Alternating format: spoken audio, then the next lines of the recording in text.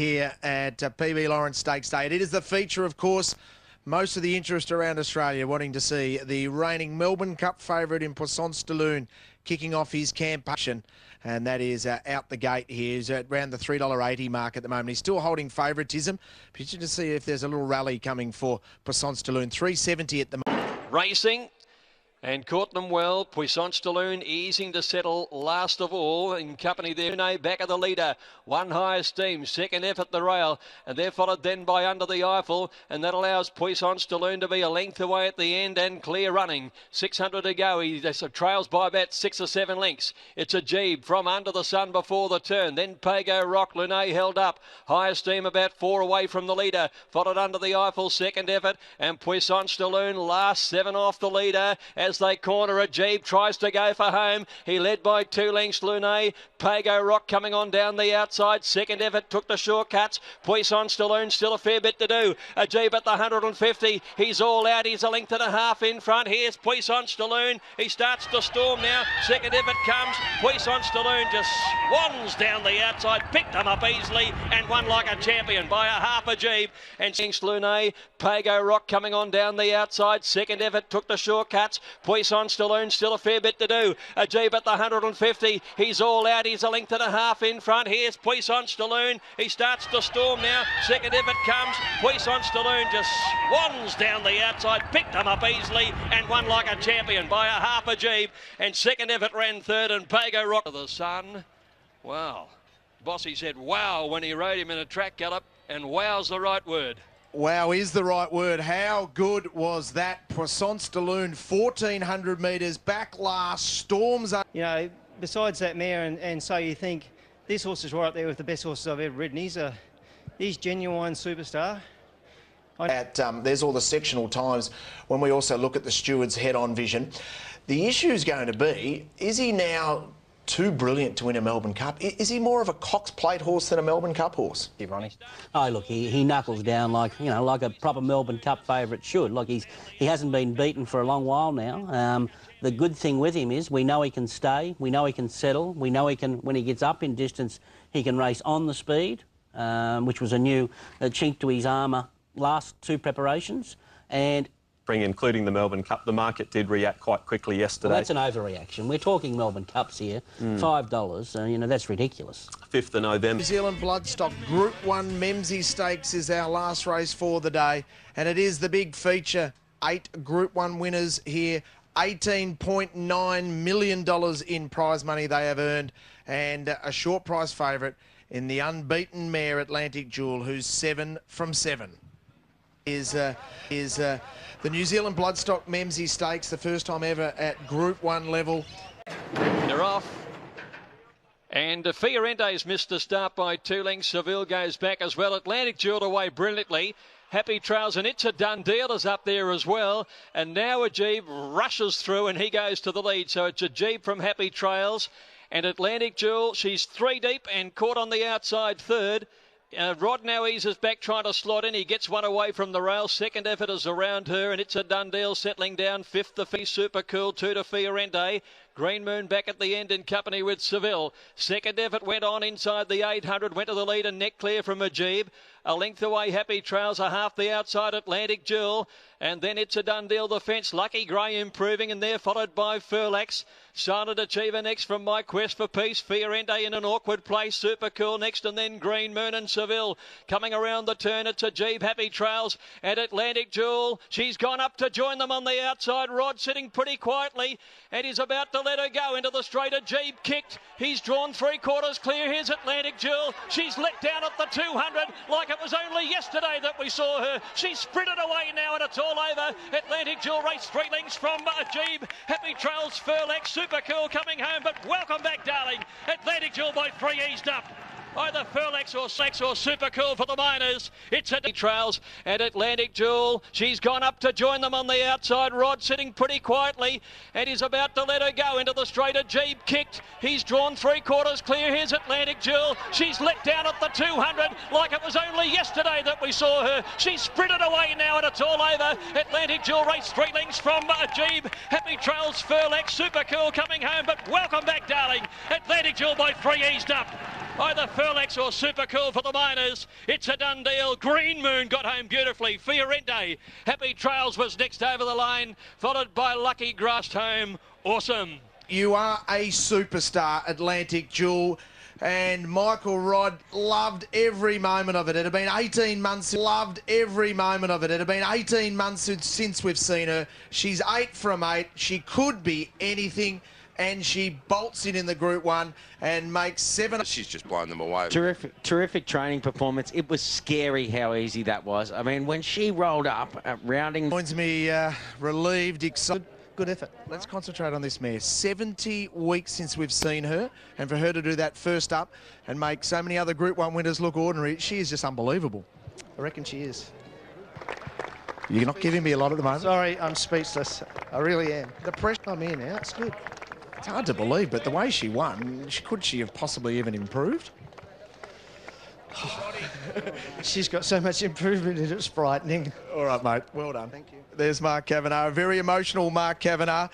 It's all forward from here. To say, you know, you have a Fastnet Rock, you've got a Zabeel mare, but every time we put her out, the longest trips that she's raced over is the biggest distance she's won by. So, look, it's hard to say, but certainly it was... You can't possibly get sick of watching that. The daughter of Fastnet Rock, out of a Zabeel mare in Regard, wins as easy as you like, defeats Furlax. That to Atlantic Jewel. Have a look at that. $3.20. Puissance de Lune went from $5 out to $6, didn't even run. Michael, you've ridden a lot of good horses. She's obviously the best you've ridden. Yeah, she is, Duff, and with quite a few links up her sleeve too.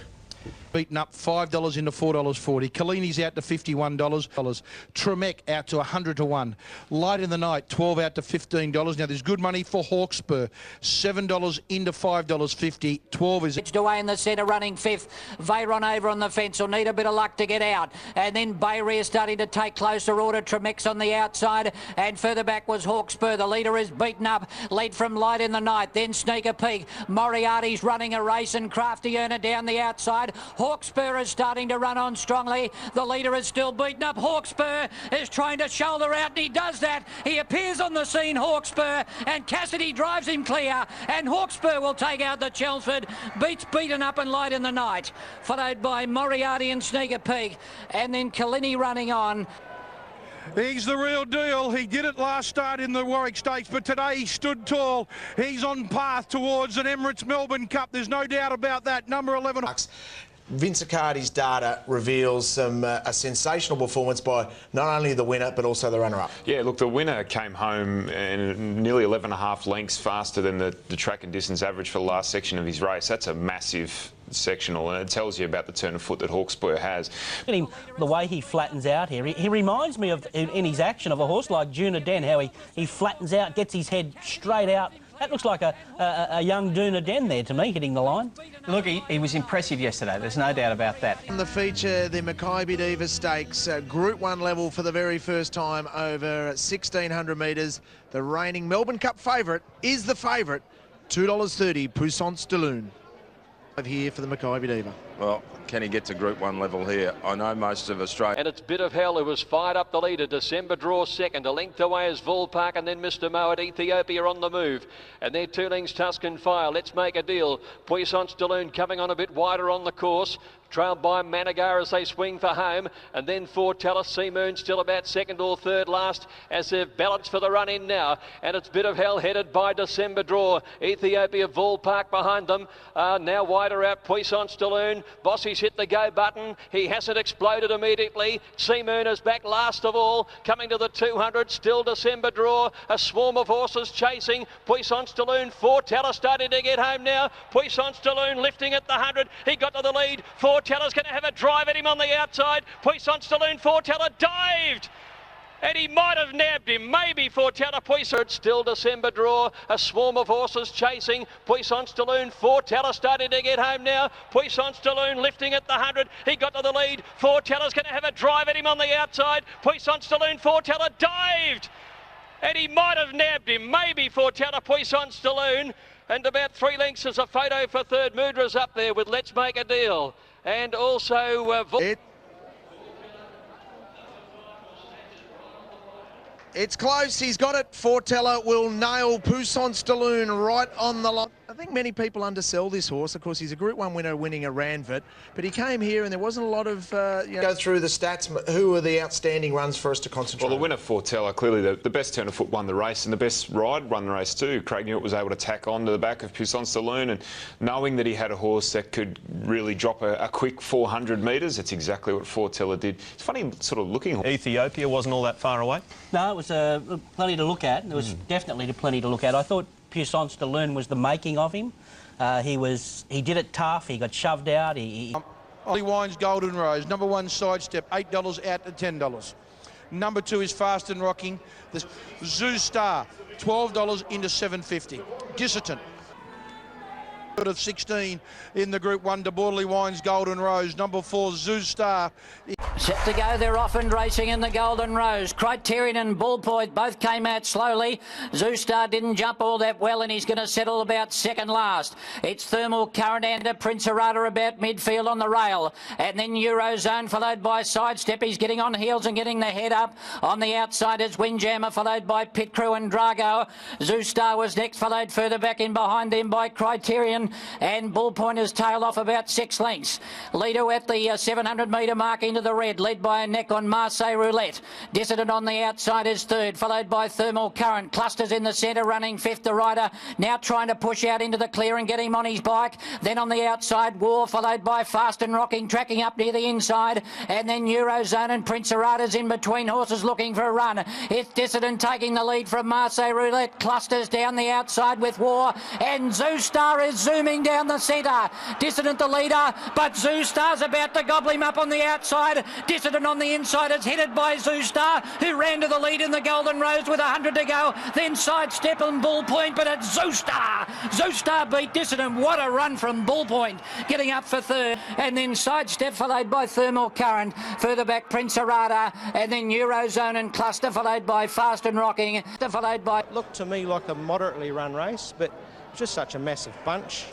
Jimmy never moved on him and didn't get any interference out there, that's for sure, and he just was very strong all the way to the line. You get a little habit about the gate. Got the De Borderly Wines, Golden Rose.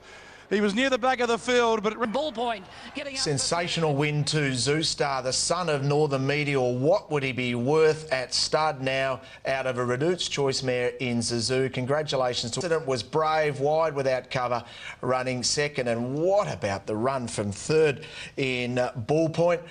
Rich and Mark, I'll let you dissect all the key runs in this race. There were some eye catchers. Moonee Valley, our feature is 12 minutes away. It is the Group 2 Weight for Age Dardo Tan Chim Nam Stakes. Formerly known as the Feehan Stakes, always a terrific lead-up race towards the Cox Plate on Cox Plate Preview Day. Here's Hornets Nest moving around the outside. Half a length then to Super Cool, about 6 or 7 away from the leader. Right on his back there is Fiorente with Ladari the rail, and they're being followed at the end of the field, Bass Strait and Seville. So Spacecraft by 3 to 4 down by the school from Ajib and Sangster. About a length away, Desert Wizard running into a pocket. Super Cool's under a lot of pressure here. Hornets Nest on his outside. Right, had to pull the whip on Super Cool. He's travelling poorly. Ladari getting up on the inside, and Fiorente about to peel out wide as they corner. Spacecraft from Desert Wizard led him by a length from Ajib running on with Sangster. Fiorente's got right to the outside into the straight now. Spacecraft in front. Ladari getting up on the inside. Spacecraft still from Ladari. Here's Fiorente storming. Spacecraft still hanging on. Ladari dives with Fiorente. Fiorente the outside. I reckon he's nailed him. I reckon he's from Jeeb running on with Sangster. Fiorente's got right to the outside into the straight now. Spacecraft in front. Ladari getting up on the inside. Spacecraft still from Ladari. Here's Fiorente storming. Spacecraft still hanging on. Ladari dives with Fiorente. Fiorente the outside. I reckon he's nailed him. I reckon he's got there right on the wire from either Spacecraft, who's run a cracking race, or Ladari, a beauty, and then Super Cool, who got motoring again. They were followed closely by... He'll get it all right for Randy. What a horse he is. That is a barnstorming finish. Spacecraft, I reckon he's still... And, you know, we also already done the Melbourne Cup last year, and he's something pretty special, the horse. No doubt about that. The fact that he's got the ability to run second in Melbourne Cup and then to win here second up. Could he win a Cox Plate on the way through? Well, we've probably given up the Golden Rose today, and Yeah, I think it's for good reason.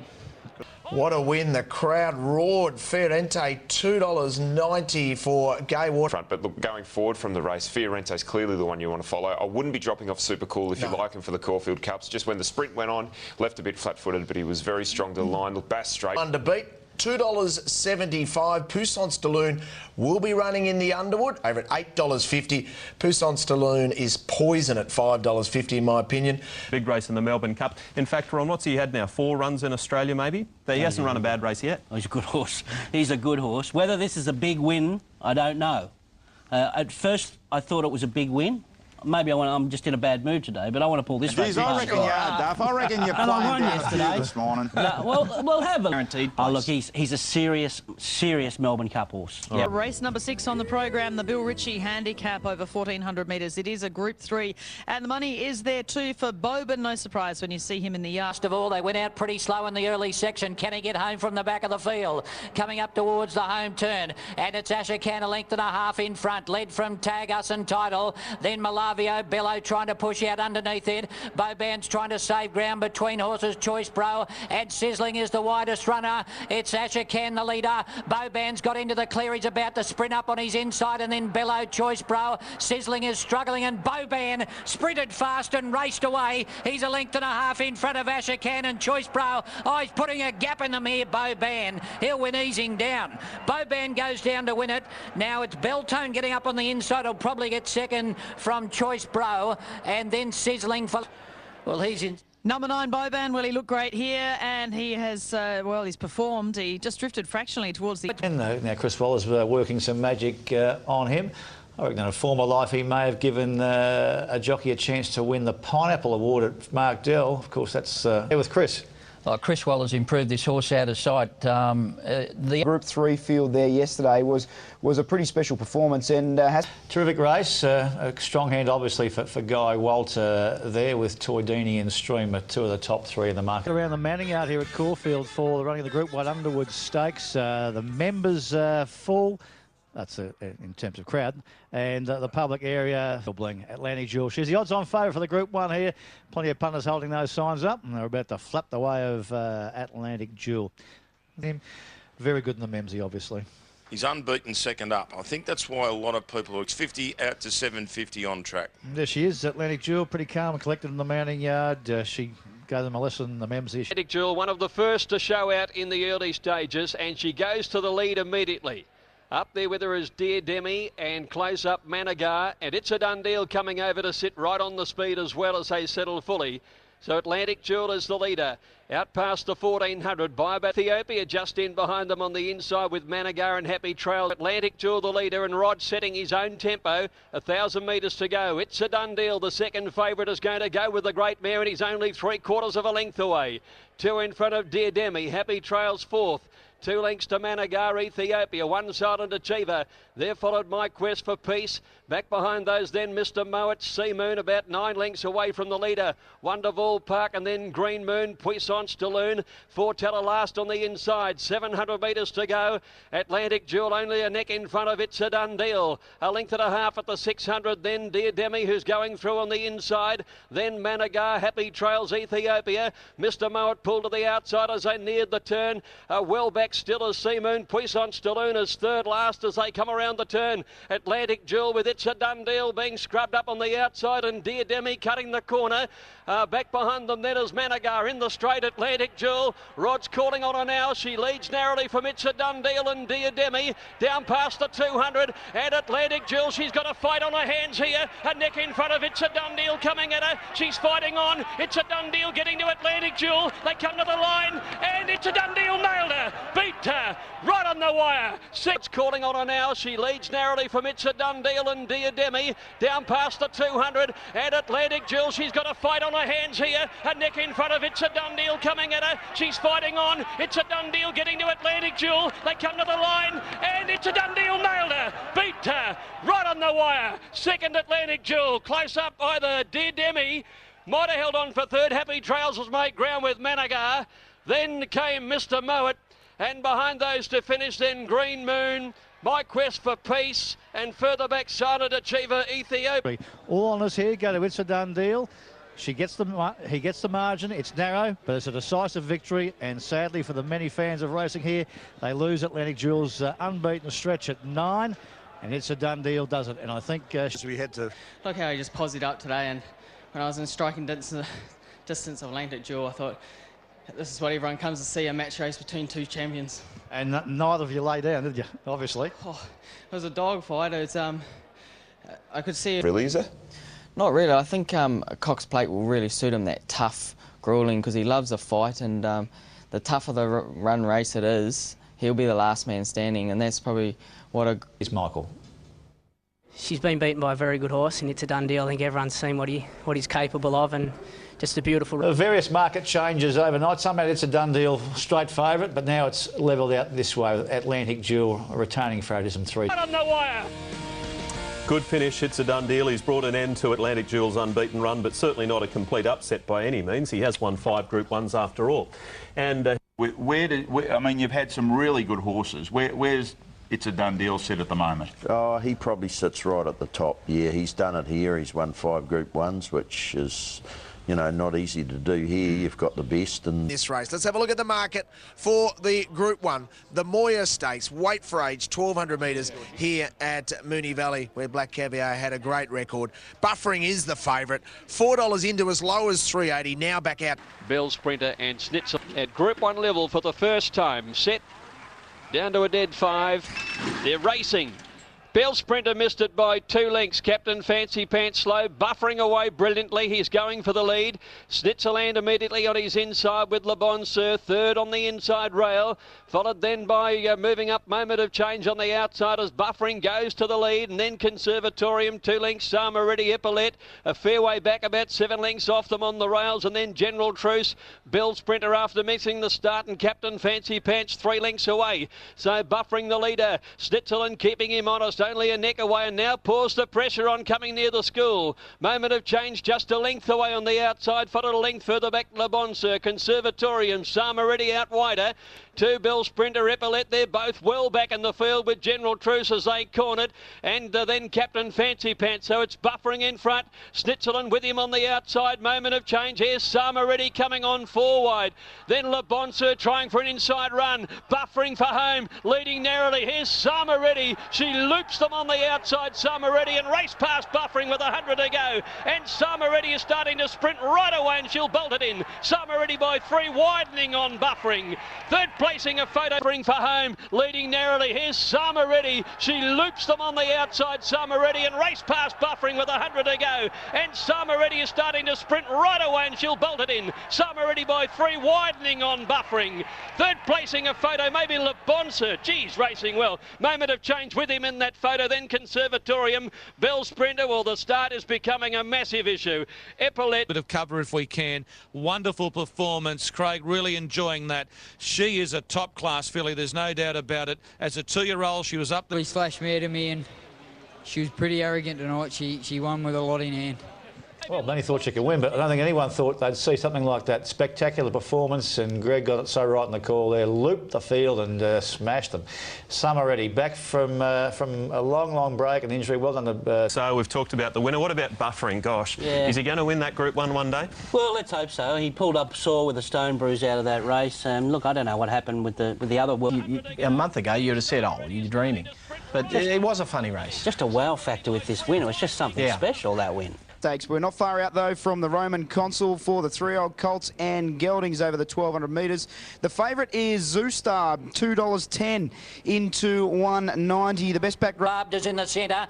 It's running 5th, and then Zoostar, who's tracking that division. It's running 6th at the moment, 5 off the lead from Flak Jagged, and Nirvana is last of all. Swinging for home, a little over 400 to go. Little Miss Smiley led from Var Pensiero, and then Mr. Jackman Open Book, followed by Barbed, who's held in a pocket. Zoostar is cantering up on the outside. He hasn't moved, but he's coming into it strongly. And further back, Havana. Zoostar's about to claim them. Cassidy had a look, then a look to the left, then a look to the right. And Zoostar is racing away with it at the 100-metre mark. Zoostar putting a gap in them here. Hands and Heels only wins it by 4 on Barbed and Open Book. Then Mr. Jackman, followed by Vap. He goes Zoostar. He's not just a 3-year-old, he's a superstar, Zoostar. He's the best 3-year-old. Bloke could pick him up and eat him. I remember when he said to Chris and I one day, Chris, you go where you want to go, he'll win wherever. If you want to go the Caulfield Guineas and the Cox Plate, he'll win both of them. Jimmy's got no doubt he'll run 10 furlongs. Actually, and this horse is the cream of the crop. Look at the way he gets his head down. Jimmy says go, and boy...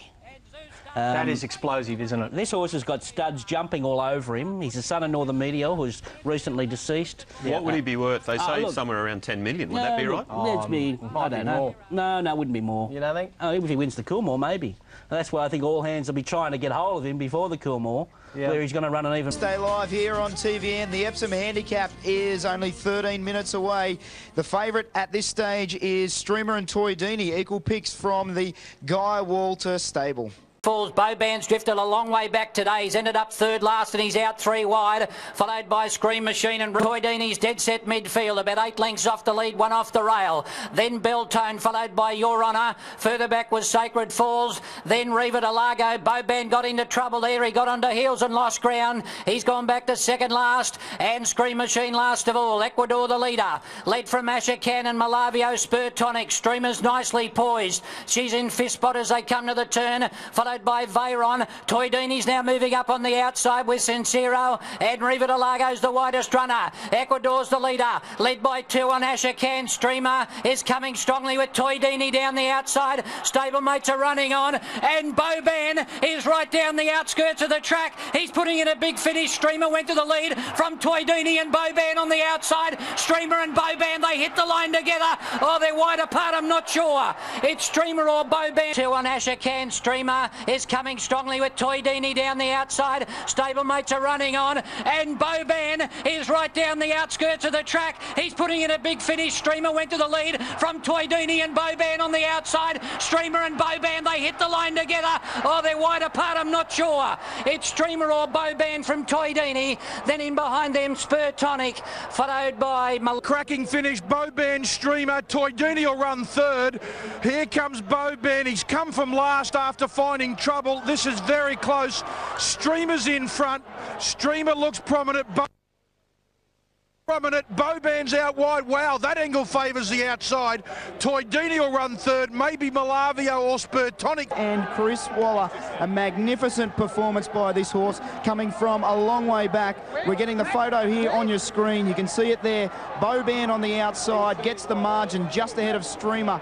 Back on the... can't believe he's won. Some great vision there of Glyn Schofield when he was looking back at the big screen and he realised that he had just got the cash on Bowban. It was a great win. He's just been a revelation, this preparation. I'll put it all down to confidence. He's developed into a different model. We went up, so we were happy. Still, that performance was amazing. The turn of speed this horse has got, and to still be doing things wrong, he still looks like work in progress, for sure. Without doubt, Ron. OK, the favourite here, and firming up again, is Puissance de Lune ahead of Fioronte, but so many of these horses will be stars of the spring. Into 440, back to 460, now into 420. It's favourite. The outside, Puissance de Lune back on the fence, about 4 or 5 from the leader, followed by Faulkner and Tuscan Fire. A length and a half further back, Dear Demi. Then came Royal Descent. On the outside was Jetaway, Happy Trails, Super Cool, Silent Achiever. 2 lengths to Fiorente, a long way back, and Hawkspur is last. Glen Catham Gold took them down towards the turn at the 600, led by about a length. Quintessential there, 3 lengths in front of Mr. O'Kear and Managar. Puissance de Lune over on the inside, followed by Sangster. Tuscan Fire putting in a deep run as they cornered. They're followed by Jetaway on his back as they've entered the straight. Super Cool, still a fair bit to do. Into the straight now. Bossy Angles up on the inside. Glen Catham Gold left the rail and Puissance de Lune burst through. Here's Faulkner down the middle of the track. He's coming home solidly and Jetaway's got to the outside. Puissance de Lune in front of Faulkner. Then Jetaway, Mr. O'Kieran. Dear Demi's followed Puissance de Lune home at the 100-metre mark. Puissance de Lune in front. Happy Trails starting to burst through. Hawkspur flying. Happy Trails has driven to the front. Happy Trails has got up and won it from Puissance de Lune. Photos for third, Hawkspur. Glen Catham Gold left the rail and Puissance de Lune burst through. Here's Faulkner down the middle of the track. He's coming home solidly and Jetaway's got to the outside. Puissance de Lune in front of Faulkner. Then Jetaway, Mr. O'Kieran. Dear Demi's followed Puissance de Lune home at the 100-metre mark. Puissance de Lune in front. Happy Trails starting to burst through. Hawkspur flying. Happy Trails has driven to the front. Happy Trails has got up and won it from Puissance de Lune. Photos for third, Hawkspur. Fiorente and Faulkner battle away strongly. They're followed further back in the field by Silent Achiever, Jetaway, Super Cool, Mr. Oak. Bashara and Dwayne Dunn.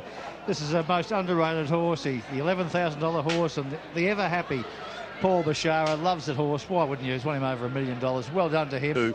2.94 now. Puissance Saloon was crunched there late, 460 into 3. Big name player, if he was David Hayes or Waterhouse, or he'd have went into that race yesterday at 6-7 to 1, because he ran 4th in the Underwood and it was the best run in the race.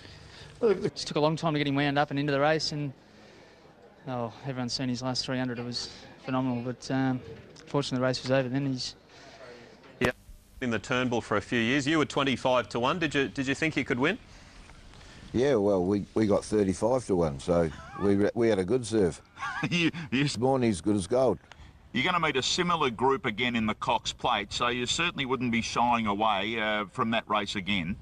No, he got knocked around too much in last year's Cox Plate, and he was up on the pace, and it's not his style. Paul.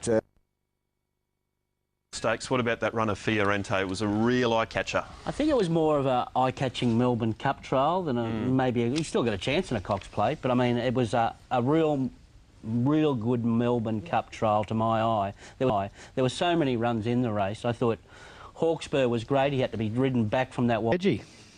Imagine being edgy if you got Atlantic Jewel. I'll bet you it was a bookie laying at $1.35. And that's what price she is, Atlantic Jewel. And Cav's got the lucky all-age stakes day suit on, a lucky brilliant acceleration, and hopefully she gets a chance to show it and she gets back into the winner's stall. Well, she was the stalk. So they come down the side, still Spacecraft by about 2. Messine edging a little bit closer, 3 in front of Super Cool. 2 lengths away then is Atlantic Jewel. They've got 600 to go and she's 7 off the leader, and Foreteller's a further 2 lengths behind her. At the bend now, and Messine raced up and levelled up with Spacecraft, and they're 3 Super Cool. And now here comes the great mare Atlantic Jewel. She's closed the gap to about 4 lengths as they corner into the straight now, and it's Super Cool and Atlantic Jewel. The pair of them race to the lead together. Atlantic Jewel under a grip, takes over a fair way out, kicks away by 2 lengths for Teller. Super Cool is boxing on the inside, but it's all Atlantic Jewel. And here she is, 3 or 4 lengths in front, and she'll canter home. And Atlantic Jewel won it by about 4 lengths to Foreteller. Third placing Super Cool, and they got right away Messine. Lengths as they corner into the straight now, and it's Super Cool and Atlantic Jewel. The pair of them race to the lead together. Atlantic Jewel under a grip, takes over a fair way out, kicks away by 2 lengths for Teller. Super Cool is boxing on the inside, but it's all Atlantic Jewel. And here she is, 3 or 4 lengths in front, and she'll canter home. And Atlantic Jewel won it by about 4 lengths to Foreteller. Third placing Super Cool, and they got right away Messine. Did run 4th and last to finish for Spacecraft. Brilliant stuff for Mark Kavanagh. We've got Mark with us. Sets up for the Cox Plate. Beautiful. Bruce, what did we learn out of yesterday's race? I think we all knew that she was probably 3 or 4 lengths better than Foreteller and Super Cool. Translate to a Cox Plate win. I know the markets around the country have reacted as if it was spot on there, so he knows the horse inside out. But does that mean, or does that show that she'll be winning a Cox Plate? Jury's still out.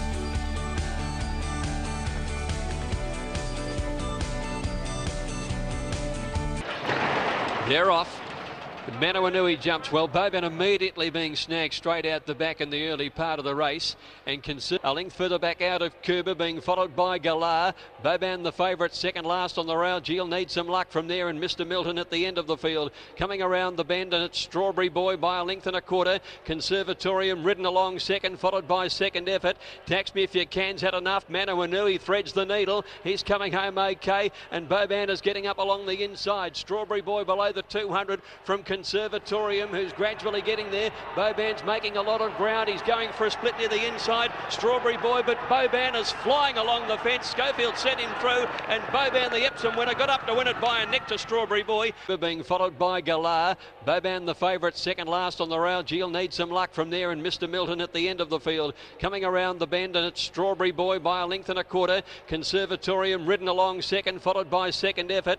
Tax Me If You Can's had enough. Manawanui threads the needle. He's coming home okay, and Boban is getting up along the inside. Strawberry Boy below the 200 from Conservatorium, who's gradually getting there. Boban's making a lot of ground. He's going for a split near the inside. Strawberry Boy, but Boban is flying along the fence. Schofield sent him through, and Boban, the Epsom winner, got up to win it by a neck to Strawberry Boy. 2 lengths Galar ran on well to get third. Micmac might be fourth. He's up there with Pinwheel. Out of Cuba was next over the line from Conservatorium. They're followed first. Well, on the home turn, it lost contact with the field, and there it is. The Softlister wins at the finish post. Extraordinary performance here by Boban, and a confident ride by Schofield. Strawberry Boy gave all. Galar's had no luck, but when you watch this from about the 600-metre mark, you'll say, that's it there, isn't it? That's the winner. Yep, that's it. Last, tailed off and losing contact.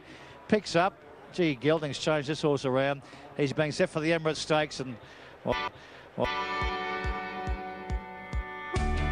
Replay. The reason he was just 3 lengths behind, he just got a check and got spat out the back another 3 lengths. And with 60 kilos, he's found a new lease of life. Look at him. He's a serious weight for age horse next year. Chris will have a... Well done. And the key aspect of that interview was the horse main target, BMW Caulfield Cup before the Melbourne Cup, not the other way around. That's the main target. Hawkspur's the favourite from Royal Descent. Waller and Waller at the top here. Roger Jones from New Zealand. Just trusted Durant. Gates are back, they're off. Hawkspur began well. Glencat and Gold missed the start by a length. Diademi immediately shooting over their heels, and so is Hawkspur. Away quickly was Tuscan Fire. Volpark is right up there as well. Second as Tuscan Fire's pulling in the lead. Managar going up. Here's Julie Ennis coming over, but caught 4 wide. Royal Descent just in behind them, followed by Glencatum, Golden Dandino. Ethiopia a fair way back, and being followed then at the 1,000 metres to Diademi. Hawkspur second last, and 2 lengths to Moriarty to the railway side. And Julie Ennis led the BMW Caulfield Cup by about a length. Here's Jetaway let loose around the outside at the 800, and Oliver's taken him to the lead. So Jetaway sprints up with a half mile to go to head Mr. O'Kieran and Julie Ennis. 2 lengths to Managar, Mr. Mowat, Volpark. Followed Royal Descent, Killini getting up on the inside. Followed further back in the field, then at the head of the others, Faulkner trying to get away from the inside rail. And Silent Achiever is around him to the turn. Mr. O'Kieran getting up on the inside to tackle Jetaway from Managar, Mr. Mowat. They're followed as they sweep to the turn. Royal Descent starting to run on. Silent Achiever was wide out. Jetaway still the leader for Mr. O'Kieran. Mr. Mowat getting over their heels. Running on as Royal Descent, Silent Achiever. Faulkner's coming down the outside. Jetaway at the 150 is in front of Diademi the inside, and Faulkner swapping them out wide in the Caulfield Cup. Faulkner's raced up and grabbed them, and Faulkner's got up to win from Diademi. Maybe Dandino, Mr. Mowat. They're followed as they sweep to the turn. Royal Descent starting to run on. Silent Achiever was wide out. Jetaway still the leader for Mr. O'Kieran. Mr. Mowat getting over their heels. Running on as Royal Descent, Silent Achiever. Faulkner's coming down the outside. Jetaway at the 150 is in front of Diademi the inside, and Faulkner swapping them out wide in the Caulfield Cup. Faulkner's raced up and grabbed them, and Faulkner's got up to win from Diademi. Maybe Dandino third. It's a photo there with Mr. O'Kieran and also Royal Descent, and close up Hawkspur finished off late from Killini and Mr. Mowat. Moriarty's made up a tremendous amount of ground. They were followed for... We're pretty big on setting horses for their grand finals, and this was this horse's grand final, and he's done a great job. You've been tough for this. Beside him, and she's under pressure trying to hold him in there.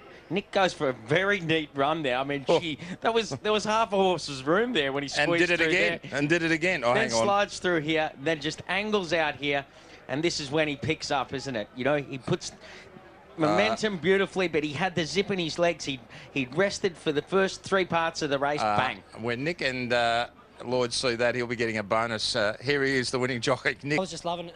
I found the perfect spot. Was following Nash everywhere, and when I produced and knew that, we're going to be probably the strongest and the last horse sitting in the line, I knew we'd have the turn of foot to overcome. And when you... And I'm talking the last sort of 4 or 5 years, that your father's probably got the best record now of any conditioner of stayers in Australia. What is it that he does, or what does he look at differently compared to other trainers or mentors? I don't think he looks at anything differently. I think he looks at everything much more deeply, and he's worried about every detail. we don't leave any stone unturned to try and make sure these horses are prepared to the absolute maximum for their targets. Well, here's your record, your dad's record in these races. $6 for us, Shark. I would have thought so, yeah, Dandino. Just at this stage, look, good luck to the owners too. They were all there yesterday in the Dandino bar going bananas, and a great day.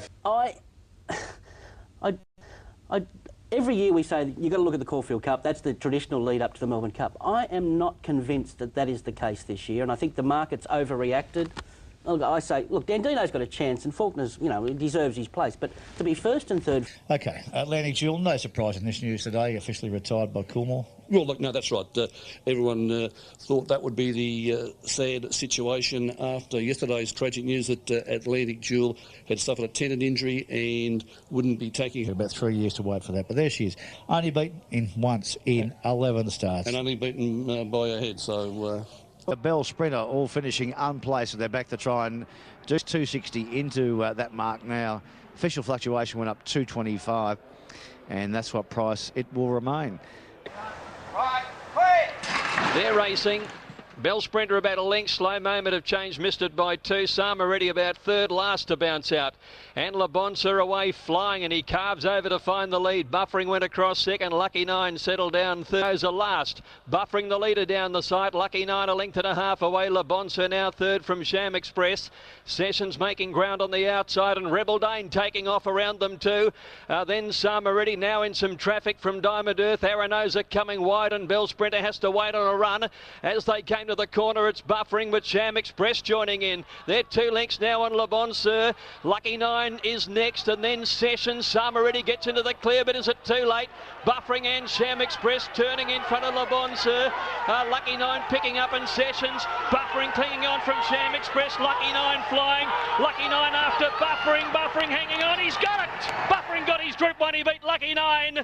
Buffering and Sham Express turning in front of Le Bon Sir. Lucky 9 picking up, and Sessions. Buffering clinging on from Sham Express. Lucky 9 flying. Lucky 9 after Buffering. Buffering hanging on. He's got it. Buffering got his Group 1. He beat Lucky 9. Sessions might have got the third. It's a close go there. Moment of change made a lot of ground, and Bell Spirit along the rails. Rebel Dane next over. Some, and he has finally delivered. He's got his Group 1 at last. Absolutely, Greg, and no more deserving for that man there, Robert Heathcote. Great, passionate racing man that he is, and Buffering's been... Gee, what do you say? 18 goes at a Group 1, and he gets the job done tonight in $1 million race. Man, that's something special. You knew it'd come, didn't you? Play Outlet won something else, didn't he? There it is, Buffering, the winner here of the Sporting Bet Manikato Stakes, beating Lucky...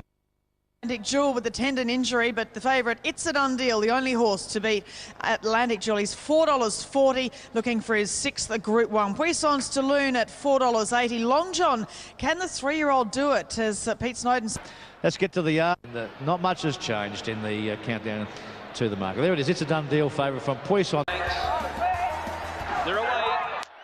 It's a Done Deal, jumps well near the inside. Side glance was a bit slow. Mullakillock and Seamus Award away quickly. The grey Puissance de Lune right there with Long John as well. Down to the judge. Puissance de Lune wanting to over race early. Long John 3 wide. Seamus Award kicks up, and he's going to lead in the Cox Plate. Side glance recovers quickly, making their way towards the 1200 metres. Seamus Award led narrowly. Super Cool on his outside. Side glance a length away. Fiorente's right up there. He's in 4th placing. He's done a bit of work, and he's still 3 wide. A length Long John getting a nice trail. Followed Puissance de Lune. It's a Done Deal. A length of all. Seamus Award, the leader in the Cox Plate at the 800. Fiorente's now only a neck away. Side glance running third on the inside of Super Cool. 2 lengths then to Long John, Puissance de Lune, and It's a Done Deal out wider. Happy Trails next from Mullakillock, and they're followed by Seville. Foretellers well back with Rekindled Interest and Masked Marvel, and still Green Moon is last. 500 left to go. Seamus Award a neck in front of Fiorente running second, and they're followed wider out now. It's a Done Deal starting to run on, and Sevilla's coming. Then Super Cool. Puissance de Lune was battling around the turn into the straight. Still Seamus Award and Fiorente going at one another. 3 lengths in front from Super Cool. Here comes Happy Trails. It's a Done Deal was boxing on, but Seamus Award still led by a length and a half, and he shook off Fiorente. Happy Trails is coming down the outside, and Foretellers coming. Seamus Award in front. Happy Trails having the last lunge at him. He dives, misses. Seamus Award. The maiden has won it from Happy Trails and Fiorente. Close straight still. Seamus Award and Fiorente going at one another. 3 lengths in front from Super Cool. Here comes Happy Trails. It's a Done Deal was boxing on, but Seamus Award still led by a length and a half, and he shook off Fiorente. Happy Trails is coming down the outside, and Fortella's coming. Seamus Award in front. Happy Trails having the last lunge at him. He dives, misses. Seamus Award. The maiden has won it from Happy Trails and Fiorente. Close up Fortella. Super Cool, and then came Side Glance, followed in by It's a Done Deal. Long John and... One of the most remarkable stories ever in a Sporting Bet Cox Plate. A horse who's a maiden wins his first race as a Group 1. Toughest two minutes in sport. And what a result for Danny O'Brien and for Chad Schofield, an apprentice winning a Cox Plate. Happy Trails, Brave, and Fiorente, fantastic. But what a story here. Fiorente went forward today, was great. Fortella very good late, but this is all about Danny O'Brien, and we're going to catch Wayne Lark and just show what a good colt this is. You know, he could have easily been a Guineas winner and a Cox Plate winner, but we're pretty happy to take the Cox Plate. When did you really... The Cox Plate we'll never forget. Is relevant. You wouldn't have been in the field unless Atlantic Jewel was scratched. Yeah, correct. Look, we were well aware that we were going to be the last horse into the field, and rightly so. You know, all the other horses had won major races, so... For the betterment of the race. But Bruce spoke to Jerry Ryan just a matter of minutes ago, and Puissance de Lune is out of the Melbourne Cup, and there's a question... An apprentice jockey on, and what turned out to be incredibly astute decisions, both of them. So well done to all concerned there. That is a phenomenal win. Phenomenal. Back on some of the other horses there. What happened to all these favourites there in the Cox Plate? I don't know. I really don't know. Puissance de Lune, obviously, there's a problem. He's pulled up, and as Andrew said, he's pulled up, and as Andrew said, he might be retired. Fiorente here. The Group 1 showcase here with the Coolmore Stud Stakes, 1,200 metres, where we see the $14 million colt Zoostar go around as an even money favourite or thereabouts. We can see the markets now. From Divine Calling, Not Listening to Me, and a clear Big Bang. Up the middle of the course is Fast and Rocking, Thump Thermal Current, and Zoostar is starting to be called on by Cassidy, the widest runner, and then came Missy Long Stocking. They're down towards the 200, and Sidestep giving a good sight, but he's all out. Here's Zoostar starting to hit top gear, and Villaverde's coming and Not Listening to Me as well, but it's Zoostar with 100 metres to go, got the Sidestep, and Jimmy's got his 100, and Zoostar won by 2 lengths. Second, Not Listening to Me, Line of Belfort, Storm's Aim, I think he grabbed third. Sidesteps up there for fourth, and a photo with Thermal Current. Favourite jockeys, a fantastic career, and he celebrates Group 1 number 100 with a horse that he has said pretty much all spring is the best colt that he has ever ridden, and he's ridden. Put the money aside, it's simply, yeah, he's got the crown, I think, of being the best 3-year-old in the country. And back to where it all started for Jimmy Cassidy 30 years ago. Group 1 number 100 by Northern Meteor, who won the race himself, the Coolmore Stud Stakes, and now his son, who was... Someone was still happy to pay $14 million for him. Yeah, exactly, with an incentive of another 4, I reckon, after this. Yeah. So, look, he's a brilliant colt. He's got a magnificent acceleration, a turn of speed that's unmatched in racing. Not listening to... $4 million bonus jumped in, so that made it the biggest prize in Australian racing for any horse, I think, so far. That win there kicked more into the can than the winner of the Melbourne Cup will get. Yeah. Carpenter could back this up off rating. This is the best Melbourne Cup field. We saw it a couple of years ago when Americane was able to win. That was the best we've seen, but by gee, this is a fantastic field. Yeah, absolutely. Yeah, Fiorente, this is the favourite for the Emirates Melbourne Cup on Tuesday, of course, runner-up in the race last year. Oliver with a great... He's ridden him since up in Randwick, and he said the horse is coming out of that run like you wouldn't believe. He was bouncing, he said he was squealing, he said that told him that the horse hasn't taken any setback from that run and is... no knock at all, beautiful barrier, good jockey, well-trained, doesn't seem to have had a hiccup for 12 months. I don't know why he's not in my top 4. I was thinking, I don't know what I'm thinking. I've got him in because I think... Monte's form has been fabulous. Great run in the Cox Plate. Second and last. Going for a combination of in-form horses, trainers and riders on time. Well, I'm going to stick with Mount Athos, getting it out to big odds because of the bad barrier.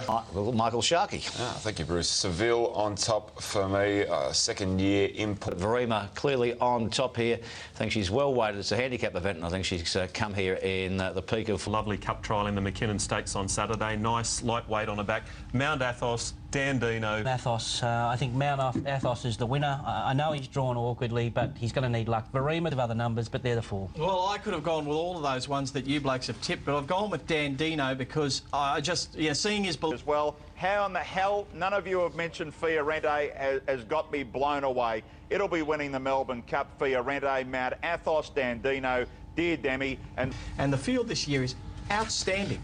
I think it's nearly the deepest field I've ever seen go around in a Melbourne Cup. I can make a case for all but a hand runners in it, and I don't... Good. Look, I think you should back your own judgment, have a bit of fun, but I'm with Mount Athos. And the second pick is Dandino at $11. So they're the main two on the front page. 4 Seamoon at $12, and he's been 12 into 11. Dean Hawkesbury 16, Simonon 17. And they're off now. Fiorente, Dandino jump away well. Verima got out quickly and Dunedin jumped nicely down on the inside. Seville's prominent. Faulkner just in behind them in the early part. Green Moon on the improve and coming over Dear Demi. From wide out there's Hawkesbury going up and also Ibasenko, and Rossello's on the move across too with Trey Blue, and Mount Athos settling just off the leading bunch of horses. Faulkner's gone right back, he's settled down last of all. First to Kerr, Ethiopia, Dandino the rail, then came Mask Marvel still well back. In the field came Sea Moon, and behind him is Fortella, and Faulkner's last of all. Rossello the leader, about 1100 metres left to go in the cup. It's Rossello leading by a length and a half to Trey Blue, Brown Panther, and Mount Athos in 4th placing, closely being followed by Dear Demi on the inside and Miriam commencing a move. Then came Red Cadeau, Hawkesbury, Green Moon the fence, Super Cool, Ibasenko, then Seville strung up for a run on the inside as Simonon goes around the outside with Fiorente, and Ethiopia putting in runs as they sweep down towards the home turn. Well back, shuffle back was Seville. Dandino's amongst the end, Dunedin is back there with him as they come around side. They're followed by Fiorente starting to come home hard, and then came Super Cool and Faulkner down the outside. Red Cadeau tackled by Fiorente. Mount Athos kicking back on the inside. It's Fiorente in front on the outside with Red Cadeau. Fiorente and Red Cadeau from Mount Athos. Fiorente just in front of Red Cadeau, who's coming back. Fiorente by a neck. Oliver's lifting him, and Fiorente won the Melbourne Cup for Gay. Red Cadeau second, Mount Athos third. Simonon Red out of the lead from Athos down on the inside. They're followed by Fiorente starting to come home hard, and then came Super Cool and Faulkner down the outside. Red Cadeau tackled by Fiorente. Mount Athos kicking back on the inside. It's Fiorente in front on the outside with Red Cadeau. Fiorente and Red Cadeau from Mount Athos. Fiorente just in front of Red Cadeau, who's coming back. Fiorente by a neck. Oliver's lifting him, and Fiorente won the Melbourne Cup for Gay. Red Cadeau second, Mount Athos third. Simonon Red fourth, and Dandino fifth.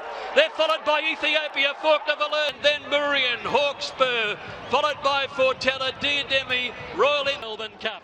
Well, there's the story of the day. Gay Waterhouse gets her first Melbourne Cup winner. Another for Oliver.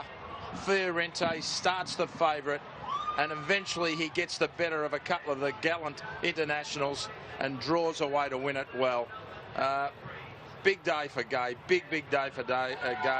Another Melbourne Cup win for Ollie.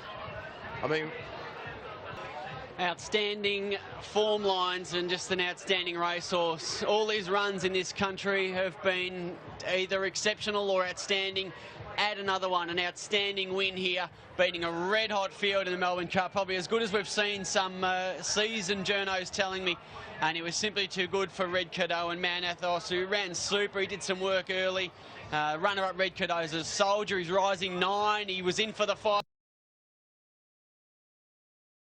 It's fantastic as well. Yeah. The quote of the whole went to Ryan Moore, who rode Dandino, saying he didn't run the 2 mile out. So that's him in the green flying. A different idea of what strength at 2 miles is. He must should have been. He got into a bad spot from where he drew. He did. You know, it's very hard to come back the next year and win the race. And the first 3 over the line all ran last year. Well, ideal preparation. He's been nurtured for one race, set for one race, and it all paid dividends. And he's a very, very good horse as well. And what a ride he got. What a ride he got. There wasn't a better ride over the Carnival. No. A marvellous ride. This is like one of Glenn Boss's rides on Mackay Diva. They're that good, those rides. And they win the... Who did tip it on top last week? Don't know. Did anyone tip it? No, it's certainly me. I quite liked it. I got the first four. Sorry, I did.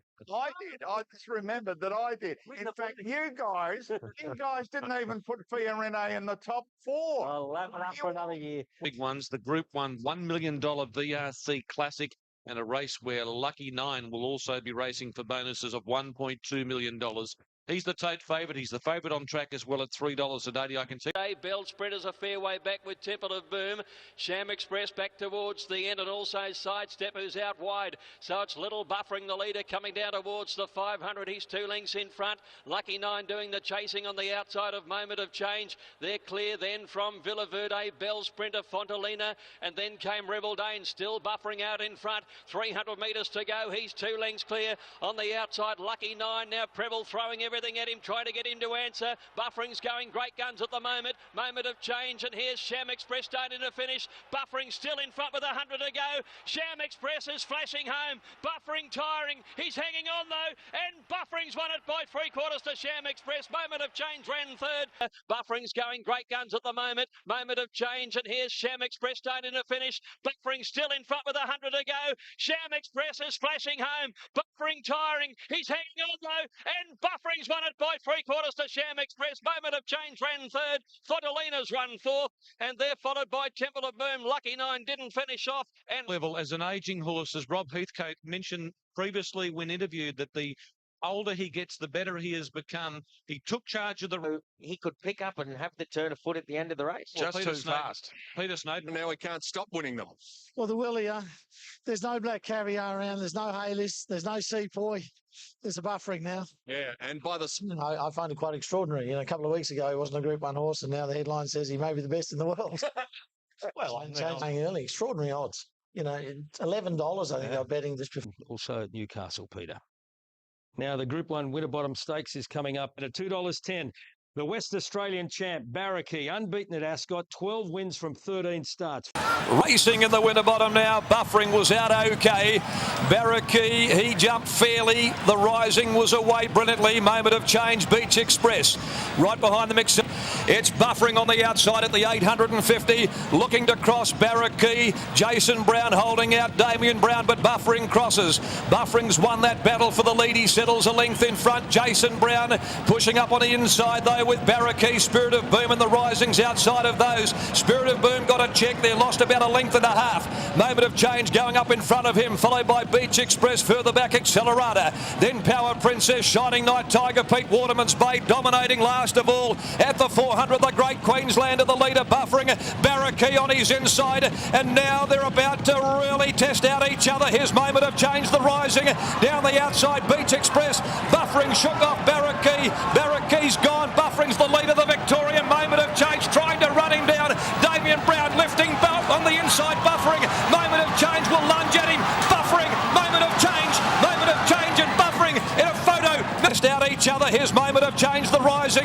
Down the outside, Beach Express. Buffering shook off Barrackey. Barrackey's gone. Buffering's the leader, the Victorian. Moment of Change trying to run him down. Damien Brown lifting belt on the inside. Buffering. Moment of Change will lunge at him. Buffering. Moment of Change. Moment of Change and Buffering in a photo. Nearly a dead heat. I couldn't split them in the Winterbottom. Buffering and Moment of Change. Anyone's guess. Moment of Change. The Victorian and the Queenslander went to the line. Buffering, Moment of Change. Nothing in it. I reckon we'll give it to Buffering. Maybe. In one of the great Winterbottoms with Sunny. It's 3 straight through to the Great Queenslander. Buffering has won the Winterbottom. And what his moment in the sun, I'm sure. And Waterman's Bay. Fair to say he had a few of these go against him. Haley's knocking him off in the Newmarket and whatever. So, what goes around comes around, and it's our turn for a little bit of luck. Yep. Moody came up to me later and said, square up for all those caviar defeats. Takes $1 million contest for the 2-year-olds, and what a great lineup we have this year, headed by a terrific colt in Rubik and a brilliant filly in Earthquake. The market's telling us it's turned right around big time here. It's been all earthquake. Last of all, up to the home turn they race now, and it's Nayeli leading narrowly. On the outside is Rubik, followed by Boomwire under pressure, and then came Javali waiting on a run right behind them, followed by Mojave, and Earthquake comes to the outside, and then came Nostradamus. Rubik shot to the front early in the straight. Javali's coming after him from Boomwire. Here comes Earthquake. She's starting to storm home. It's Rubik at the 150, grabbed in a stride by Earthquake. Javali's in the middle, but it's Earthquake who's bounded away now. Earthquake racing away to win the diamond. Scored by 2 lengths, Javali. Cornrow's got up for third and Rubik 4. Followed by Boomwire, Nostradamus, Chivalry flashing home. Zululand followed by Mojave, and then came Malaguera. Behind those to finish was Piacenza. Struck for third and Rubik 4. Well, Daly's won it with a great colt, and Seapoy now had a brilliant filly in Earthquake, 3 for 3, only third start into a Blue Diamond Stakes, and round the favourite, Punters rallied. 198. We've seen in recent times, certainly the last decade, I would have thought in sheer depth, she absolutely flogged them. Were you surprised at all by just the ease of the win? I was really taken by the Prelude win because, to me, she had... Job with his second and third, and he's happy with them. There's your market for the Oakley Plate. Mick here with Lankan Rupee up against Daly again with Noidart. Tremendous sprint coming up, so competitive. Look. Caddis and Iconic. Noidart's a good way back in the field. Bell Sprinter third last, followed by Richie's Vibe and Magnus Rain. Running to the home turn now, and it's Menage on the inside, and Kuroshio leading by a length and a half to Vatican First Command. They're being followed by Lankan Rupee, Gregors and Flambeuse, the widest, followed by Dystopia. Around the turn, and Kuroshio and Menage by 2 or 3 lengths. On now, Lankan Rupee, Vatican followed by Gregors, and back behind them, Sharmal Winters darting up on the inside. It's Menage, but Lankan Rupee pounced at the 100 and sprinted away. Lankan Rupee 2-3 lengths in front. Gregor's running on with Spirit of Boom, but Lankan Rupee scored in the Oakley Plate by a length and a half. Second, Spirit of Boom, and flying home. Noidart might grab third ahead of Gregors, followed then by Flambeuse, Sharp. He's only been beaten once since he's been gelded, and there were plenty of excuses that night at the Valley. But I think we've all got to be a little bit in awe of Lankan Rupee. He's having the same one. He was gelded as well, and it's been there's 2 of them that have been gelded and completely turned their form around, and he's just he's got to be one of the best sprinters in Australia, I think hasn't he's he, the best sprinter in Australia at the moment, right now. I think we've got a couple. For one of the important features, the Silver Slipper Stakes. But Richie, importantly, that is Moss Fun, unencumbered, $4.80 into $4.24. Modoc, they're preparing to swing. About 500 to go, and Laws just in front of Moss Fun on the outside, and then came the other filly, Press Report, followed by Risen from Doubt, unencumbered. Berry's about to pop the question to it, and further back behind them, Hampton Court and Modoc. Moss Fun coming out after Law in the early part of the straight. Law's just the leader, but now Moss Fun, given full rein, has put her head in front, and she sprinted, unencumbered, coming down the outside, but Moss Fun's raced away. 100 metres to go. It's all Moss Fun. She'll remain undefeated and really stamp herself as a good filly. Comes down to beat Press Report. Risen from Doubt third, followed by Law. They both stumbled near the post, and then came unencumbered Modoc and... Wow. Is she going to be up to the Golden Slipper? After that, you'd be a brave man to say she's not. 3 from 3, these filly by Mossman. James McDonald. The horse looking at him. But... Weekend now as we get towards the big one. Earthquake's still favourite, but Moss Fun has trimmed right up to $8. Fillies have won. Favourite, though, is Summer Ready at $4.20 in front of Sham Express. Lankan Rupee, and then double figures the remainder. But great depth in this year. Back Sama ready, working to the outside. Mr. Milton's well back in the field, and so too Unpretentious over on the outside, and Elbrecht is one of the last. Fodolita's made grounded. He's just behind the leading bunch against the rail. So Burnaby joined again by Flambeuse. Lankan Rupee right there on the outside. Then Sham Express working home along the inside, and Noidart's finishing off well, and Sama Ready's coming on down the outside, followed by Pago Rock. They're racing to the 200 metres now, and Lankan Rupee commits and sprints away from the horses chasing him. Down the outside was Sama Ready. Spirit of Boom's coming home, and further back is Flambeuse and Noidart, but Lankan Rupee is clear of Spirit of Boom, and he's flying. Lankan Rupee far too good. Beat Spirit of Boom by over 2. Noidart third, Sham Express fourth. Inside, and Noidart's finishing off well, and Sama Ready's coming on down the outside, followed by Pago Rock. They're racing to the 200 metres now, and Lankan Rupee commits and sprints away from the horses chasing him. Down the outside was Sama Ready. Spirit of Boom's coming home, and further back is Flambeuse and Noidart, but Lankan Rupee is clear of Spirit of Boom, and he's flying. Lankan Rupee far too good. Beat Spirit of Boom by over 2. Noidart third, Sham Express fourth, and fifth over Flambeuse, and then Sama Ready, Mr. Milton, followed by Elbrecht, and then Pago Rock. Rock, Unpretentious. Shortly and hopefully tomorrow on Racing Review, but what a performance by Lankan Rupee. The unpreferred. We kept saying what a really deep field it was, and yet he's, well, I'm looking at the photo finish here. You can't see another horse. He won by 2 1/4 lengths with a length. Noidart third, Sham Express fourth. Wow, spectacular. 1, 2, 3 home the Oakley Plate. 1, 2, 3 home here, but that was the best of Lankan Rupee. 6 starts as a gelding, 5 wins, Oakley Plate winner. Second there, he got held up, momentum lost, but take nothing away from this winner. He's an absolute star, and look, he must come right into calculations, although he's had a few hard runs now for the TJ Smiths, nice and fresh. Spirit of Boom, well, how gallant is he? He's a big-time performer. He keeps running. Newmarket replicating the for the Darley Australian Cup, and what a mouth-watering contest it is with the Melbourne Cup winner and the Cox Plate champion doing battle again. The 3-year-old had the older. He certainly presents, you might say, better.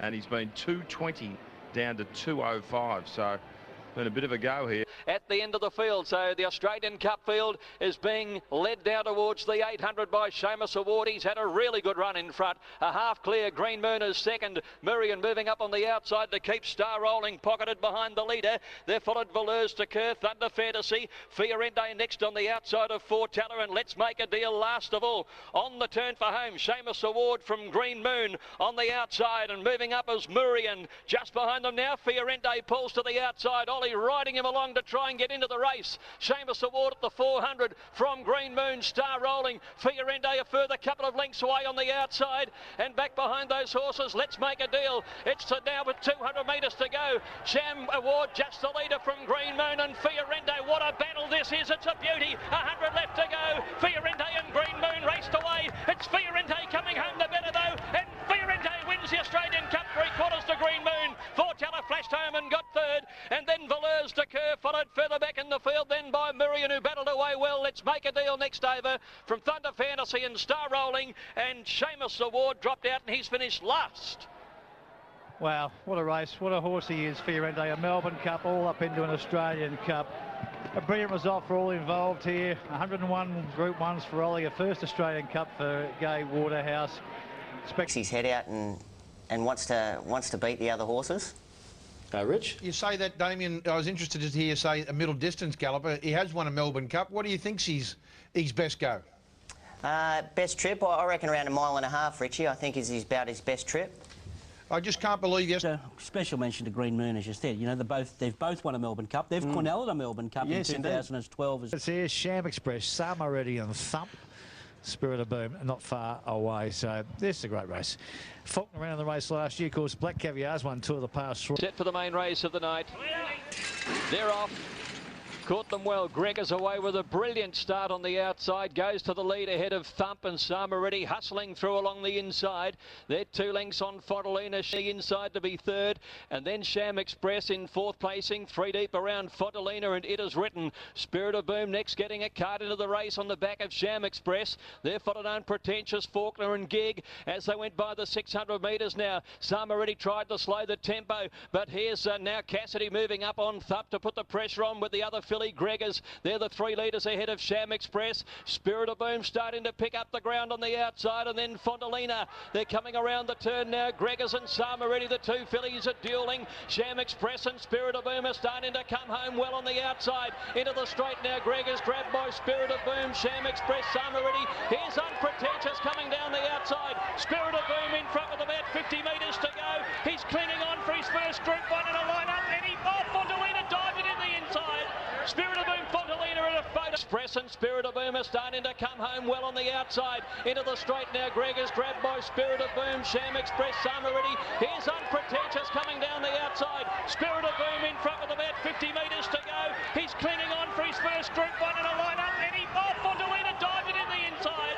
Spirit of Boom, Fontalina in a photo. A close go, and it's close for third too between Unpretentious and Gregors, and just off them Sham Express.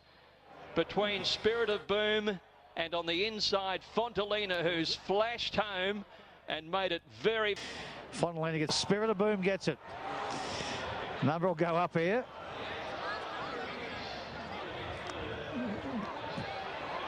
Spirit of Boom 2 for Tony Gollan. Finally gets the Group 1. 2 Spirit of Boom wins it for him. And he finally just realises it, that he's actually won it. Spirit of Boom. So well deserved here. 2, 4, 6 and up. I thought we won on the line. Then I thought we got beat.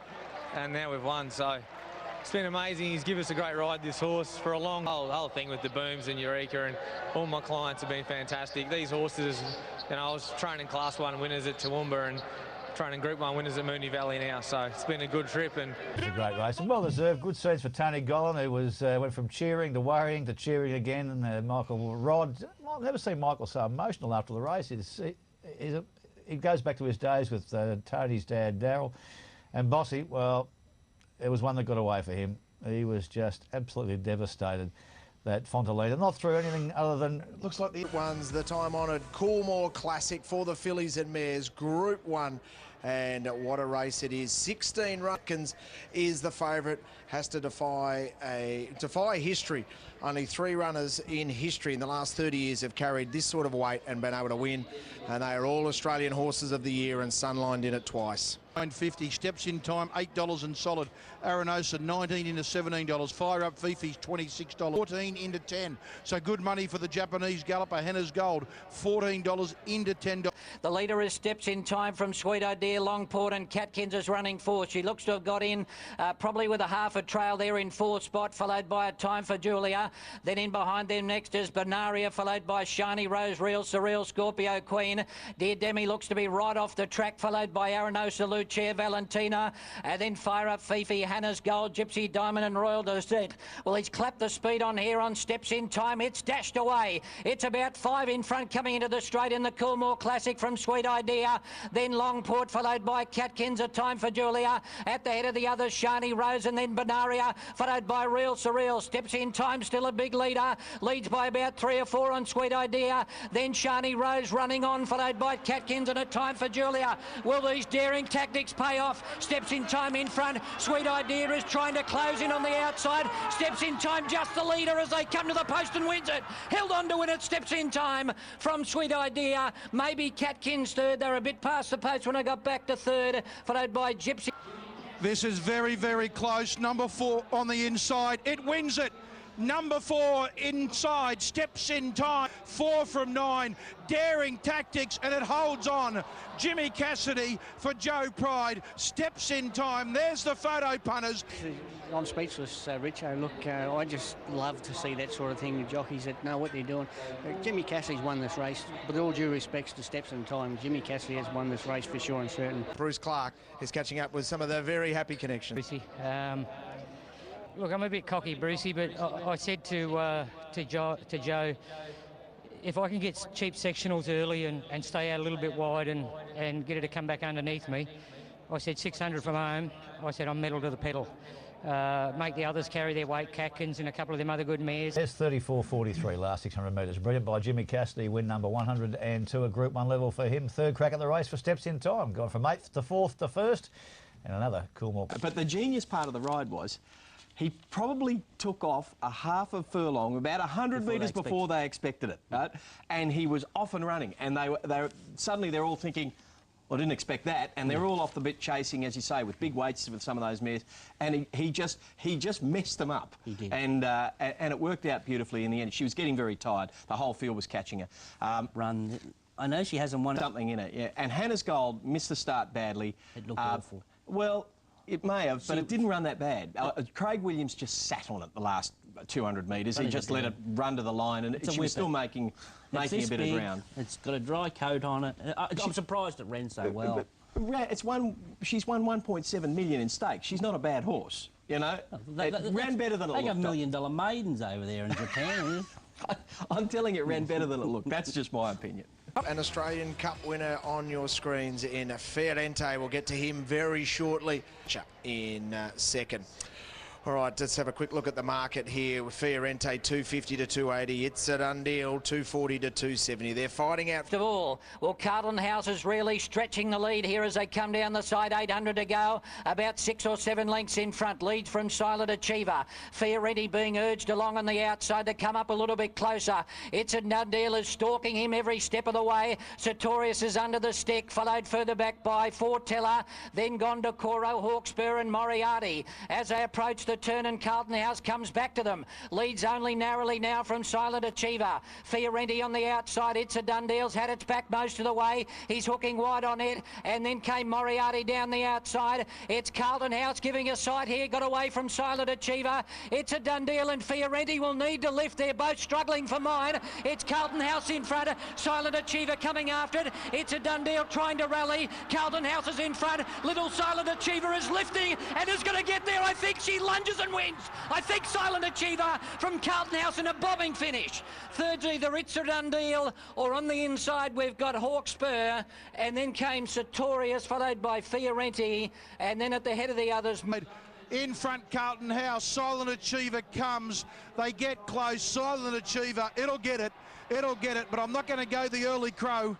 Here comes the photo. It wins. Number 8, Silent Achiever. Great ride, Nashua. Great ride show. Roger James, he's a star trainer. Yeah, and himself. He gets the Group 1 win in Australia. It's the Ranvet.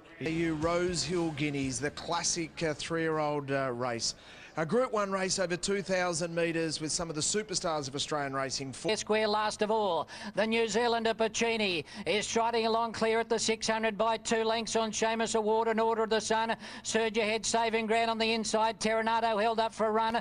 Then Thunder Fantasy, Dissident taking off out wide. So too is Hooked. Criterion is picking up ground near the inside. Pacini went to the centre of the track, but they're starting to move after him now. Criterion cut the corner and has dived through to hit the lead. Thunder Fantasy and Hooked are coming down the outside, and Terranado's not all that far away, but Criterion has shot away. He's well clear now from Thunder Fantasy, and then Hooked and Terranado. The Guineas is over. It's all over here. Criterion is going to bolt in. Criterion comes away and beats Thunder Fantasy. Terranado will get third in front of Savvy Nature, and then Dissident followed by Hooked and Cadillac Mountain Surge ahead. Then at the head of the others, Show the World, 2-Pack Amaru, Mr. 111. Lengths up on the inside, went past them like they were stuck to the ground, and is one as you like. Of the day, the Tui's new Golden Slipper, Ronnie Quinton, at $2.60, $3 available on the tote. She is the dominant favourite. It also gives us great pleasure. Favourite Earthquake. And they're off and racing now. Moss Fun didn't come out all that well. She's last. And Oakley Girl began well and leads from Earthquake, and Eloping showing speed on the outside. And next is Law. Gibberlines is saving ground, one off the fence. Moss Fun saved a lot of ground up on the rail. She's picking up many lengths there. And wider out on the track as they turn was Cornrow into the straight now. And Eloping is in front with Earthquake moving up on the outside. Oakley Girl, Moss Fun down on the rail, and further back Jabali and then Gibberlines, but Earthquake in the centre of the track. And Moss Fun have hit the lead together. And then came Eloping, but it's Earthquake out in the middle. She's taken the lead clearly. Moss Fun is next, and down the outside Memorial's running on. Moss Fun's kicking back on the inside. Earthquake's dying in a run, and Moss Fun right along the rail has won it from Earthquake. Photo for third, Bring Me the Maiden, Believe Yourself, followed by Memorial and Oakley Girl, and then Jabali, followed by Modoc. At the head of the others next we had Gibberlines. Not many people know, but he can't walk, and the only reason he's not here today because we've got the yearling sales coming up, and the couch sitter, he's sitting on the couch, and he must have kicked the shit out of it the last 200, because I know we did here. It was fantastic. Look, we're going to ask James as well. Defied the bias so many times and stayed to the fence. He has late in the day, but we've seen it in a slipper before. I think Miss Finland, Feeling Ready even sort of not cut through right on the fence, but a lot of them, yeah, Sebring got back and sort of cut the corner as well, so probably not done to the same extent, but it certainly was a brave move on the day. I'm not taking Golden Slipper this year. Do you think they all had their chance? Pretty well. Yeah, pretty well. I'd suggest no real excuses for anything. The winner overcome difficulties and still got the money. In news, we go to the Darley TJ Smith Stakes.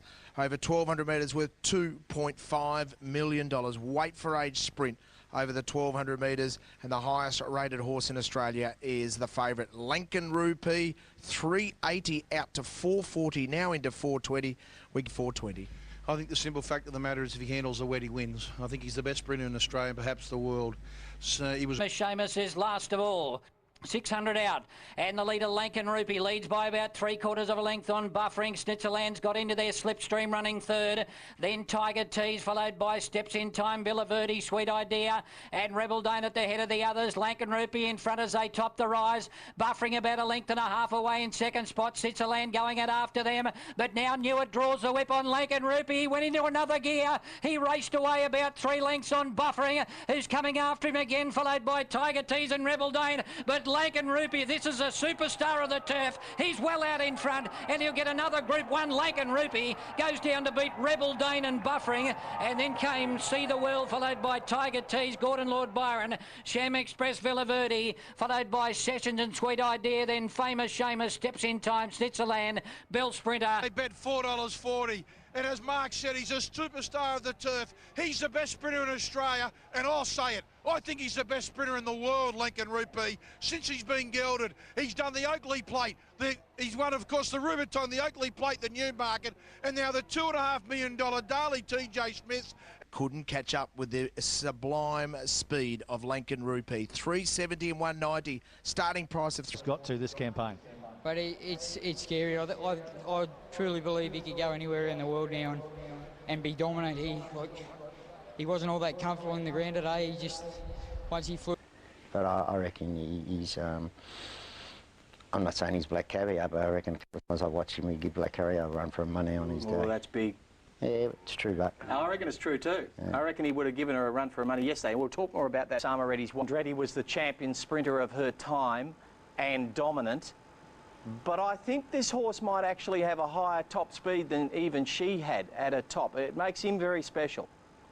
I think you're right there. Sydney Cup, first run way back in 1866. And the Offer is the favourite.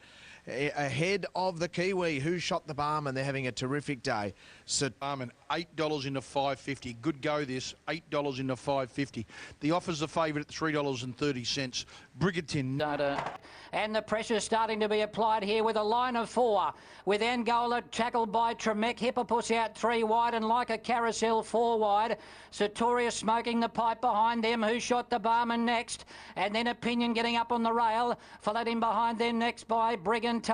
Gondokoro's out wide, followed by Velusta Curse, 5th column losing ground. The Offer's trying to thread through the field in the middle from Desert Journey, Let's Make a Deal. And Tupac Amaru and a Pingala still a long way back. It's Angola leading as they turn for home from Opinion, leads it by 2. Then Sartorius and Desert Journey. The Offer is starting to thunder down the outside. Opinion's the leader with the Offer ranging up on the outside. He sprinted better, hit the lead and has shot away. It's the Offer nicely out in front from Opinion, Brigantine and Sartorius, and Tommy Berry boots him home. The Offer wins the Sydney Cup in a canter. Opinion second, Sartorius third, then Brigantine, Pingle. Oh, he's a serious day of this galloper. He toyed with a number 4, the Offer. He wins the Swept Sydney Cup. He won the Chairman's last week and he blew them away today. Tommy Berry just rode it patient, pulled the button, pulled the trigger, and he just went crash, bang, wallop. Another Group 1 for Tommy and Gay. Obviously, you're heavily involved in racing now. You're a lot bigger player than you probably were a few years ago. What's Cho and Tommy? That was a bit too easy.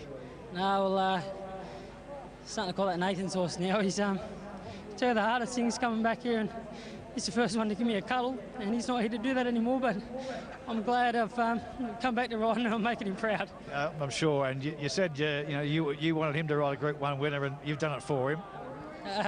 Every race I win for the rest of my life is going to be for Nathan, and nothing in life is so good, and Data, he hasn't come to the races since I started, so he's come out on the right day. So. Come in here, good on you. There's the Berry family, and sometimes you don't need words, pictures will tell the story, and that's what it's all about here for the... Well, a horse who started life as Offer for Aidan O'Brien, won a race at Nace, now favourite for the Melbourne Cup after winning the Sydney Cup. Ran favourite. Group 1s, and that is the Schweppes All-Age Stakes classic race, and we have a short price favourite in number 1, Rebel Dane, who's won 6. To go off and racing, Hannah's Goal missed the start by about a length, and Tiger Tease came out well. Atlanta, Hannah's Goal. 600 out. Atlanta in front. Leads from Wood. Second last. Hannah's Goal at the rear. They start to come towards the home turn. Atlanta's rider getting off the fence, and that'll leave a run for Tiger Tease. Woodbine next. Rebel Dane on the outside. Boss is now giving him a slap down the shoulder to chase the leaders, followed by Sham Express. It's Atlanta in front from Tiger Tease. Sham Express is coming up along the inside. Then Rebel Dane, Bonetta, and Hannah's Goal is starting to jump out of the ground on the outside. Hannah's Goal, the Japanese mare, has come from well back, has claimed the lead and has rocketed down to the line to beat Weary. Tiger Tease third from Sham Express, Rebel Dane, and then came in behind them next Bonetta, Woodbine, and last in was Atlanta. Well, the Japanese get the last Group 1, this mare, Hannah's Goal. She's third run in a... He come down here, he said, we were finding the Group 1s too difficult to win in Japan, so we went to Australia. Is that saying it's easier to win a Group 1 race in Australia than Japan? Oh, definitely, definitely. And look, she... Get her out there. But it's the first time since I've been watching her, and I've been to all the meetings that she's raced at. The Japanese horses win Group 1s all over the world. These horses, if they're not the best horses in the world, they're the closest thing to it, and she's not one of their best, but she's good enough to beat Group 1 horses here. Well, Richard, they got... And further back on the inside, Chautauqua and also Sinjor, and they run the corner. 350 to go. It's Dubawi Dream with on the outside Riker. Barb down the centre of the track. Northern Glory looks to run on. Twilight Royale, Chautauqua back to the inside. Then Spy Dakota. It's Riker at the 150 from Barb, Dubawi Dream. And Katie's Cove is darting through with Chautauqua at the 50. Chautauqua from Katie's Cove. Chautauqua, McDonald and Hawks again. Katie's Cove, side Riker, Barb down the centre of the track. Northern Glory looks to run on. Twilight Royale, Chautauqua back to the inside. Then Spy Dakota. It's Riker at the 150 from Barb, Dubawi Dream. And Katie's Cove is darting through with Chautauqua at the 50. Chautauqua from Katie's Cove. Chautauqua, McDonald and Hawks again. Katie's Cove second, Barb third, and then we had Spy Dakota and also Riker. Wide open betting affair is the Goodwood. We'll take you there shortly. For sure.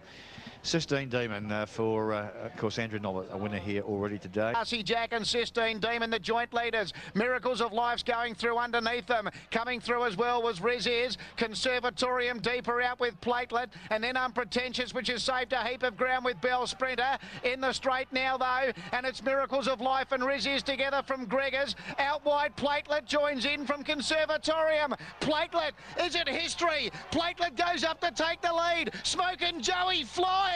Platelet gathered in by Smoke and Joey near the line. Joey's got up.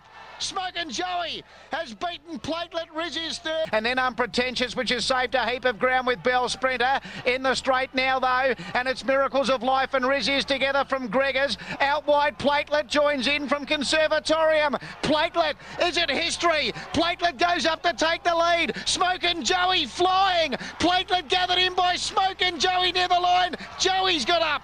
Smoke and Joey has beaten Platelet. Riz is third, Gregors fourth. Then Cara Caddis next, ready to rep from the Tuz. Group 1 as a trainer, Smoke and Joey and Benny Mellum. First day back riding after hip surgery and wins a Group 1. Certainly caused an upset. There he was winning a Group 1. Who'd have thought? At 40 to 1 yesterday. Me, how did that happen? You had him in the kennel. That might have been how it happened. That might have been. That might have been. Look, that was amazing. I thought it was Kingston Town coming down the outside. He's a mystery horse. I'm not going to speculate on how or why he does what he does. And there they go, off and racing. Now coming out well, Shama Dioro in the centre with Aperture, and on the outside, Felines began going up on the outside. And then about 4 or 5 lengths to Winks, who's beaten for speed. So is Lucy's Look there, a long way off the lead, settling down. Vaselka's about to go past them. And Ultimate Dancer last of all. At the 600, the leader, Aperture, led by a length and a half, Feline, Shama Dioro. Urata Bell's getting a good run back along the rail. And then Kokomo, followed by Vanishka and Vaselka.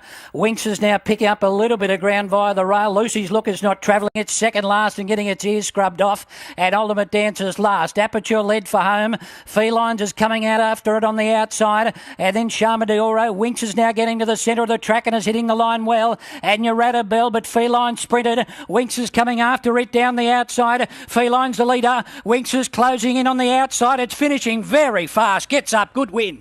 It's Winks beating Feline's ride. And then Shama Dioro. Winks is now getting to the centre centre of the track and is hitting the line well. And Urata Bell, but Feline sprinted. Winks is coming after it down the outside. Feline's the leader. Winks is closing in on the outside. It's finishing very fast. Gets up. Good win. It's Winks beating Felines. Urata Bell third. Then Charma de Oro followed in behind there with the line. Didn't look like it stopped. It sat out solid lead and sprinted away, but Winks has put up a big performance to win on debut. For the JJ Atkins and Brazen Bow, Chrissy Waller.